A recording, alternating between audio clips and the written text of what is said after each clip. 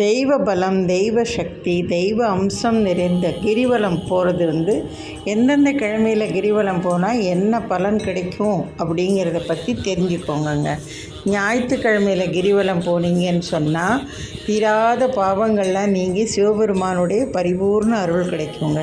திங்கக்கிழமையில் கிரிவலம் போனீங்கன்னா உயர்ந்த பதவிகள் தேடி வந்து வாழ்வில் மங்களம் உண்டாகும். செவ்வாய்க்கிழமையில் கிரிவலம் போனீங்கன்னா பல நாட்களாக கஷ்டப்பட்டு வந்த கடன் தொல்லையிலேருந்தும் வறுமையிலேருந்தும் நீங்களாங்க. புதன்கிழமையில் கிரிவலம் போனீங்கன்னா சகல கலைகளையும் தேர்ச்சி பெற்று திகழலாங்க. வியாழக்கிழமையில் கிரிவலம் போனீங்கன்னா குருவோட அருள் பரிபூர்ணமாக கிடச்சி வாழ்வில் ஞானமும் தெளிவும் பெருகுங்க. வெள்ளிக்கிழமையில் கிரிவலம் போனீங்கன்னா வற்றாத செல்வம் சேர்ந்து குடும்பத்தில் லக்ஷ்மி கடாட்சம் நிறைஞ்சி இருக்குங்க.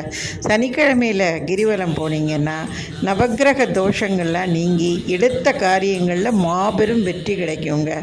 எனவே எந்தெந்த கிழமையில் என்னென்ன கிரிவலம் போனால் என்ன பலன் கிடைக்கும் அப்படிங்கிறத முழுமையாக தெரிஞ்சுக்கிட்டு அந்தந்த கிழமைகளில் கிரிவலம் போய் ஈசனுடைய பரிபூர்ண கடாட்சத்தையும் ஆசீர்வாதத்தையும் பெறுங்கங்க. ஓம் நமச்சிவாய. திருச்சிற்றம்பலம்.